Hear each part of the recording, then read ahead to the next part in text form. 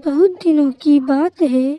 रजतपुर नामक ग्राम में हीरा दत्त नामक एक सेठ रहते थे, जिसकी एक बेटी थी जिसका नाम महक था। सेठ जी हमेशा अपनी बेटी के विवाह की चिंता में लगे रहते थे। हे भगवान, मेरी बेटी का क्या होगा, आप ही जानो।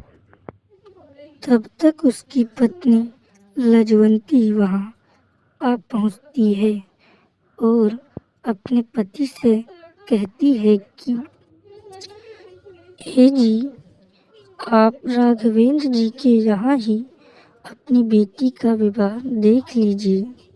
यूं ही भगवान को सौंपने से क्या होना है। अरे हाँ लजवंती, हमारी कोई सुने तब तो, आज जाकर देखेंगे। इतना कहने के बाद हीरा दत्त वहां से चल देते हैं।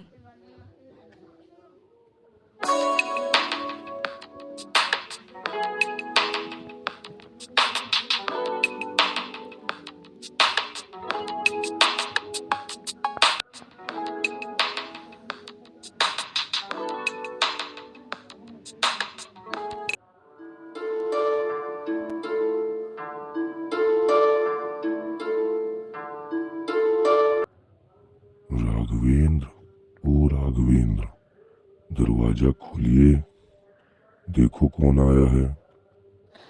इधर उनकी बेटी चुपके से अपने प्रीतम से मिलने चली आती है, जिसका नाम मनोज था।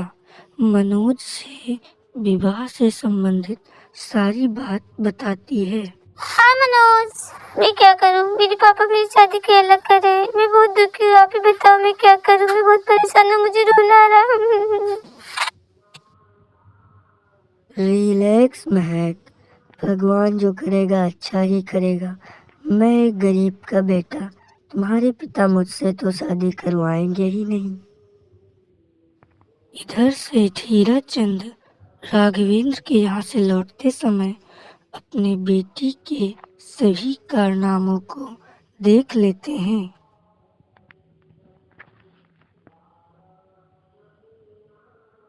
हाय राम, ये मेरी बेटी क्या कर रही है। इधर इनकी बेटी मनोज से मिलकर लौट रही थी। सेठ को अपनी बेटी देखकर बहुत गुस्सा लगती है और वो रोने लगते हैं। मैं बर्बाद हो गया, मैं लुट गया, ये मेरी बेटी क्या कर रही थी। और सेठ अपनी बेटी की ओर दौड़कर उसे मारने लगते हैं।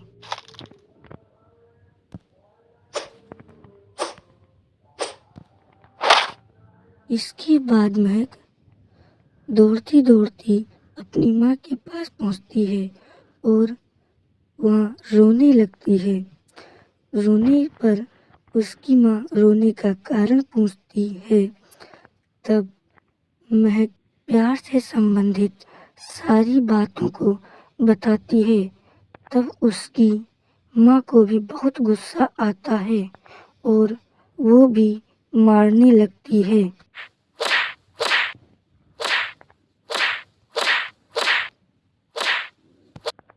अब महक समझ जाती है कि उसका मनोज के साथ विवाह कभी नहीं होगा और रोने लगती है। अपने प्यार को पाने के लिए वह मनोज को शहर भाग जाने के लिए कहती है। इस बात पर मनोज भी राजी हो जाता है और अंततः दोनों शहर को भाग जाते हैं।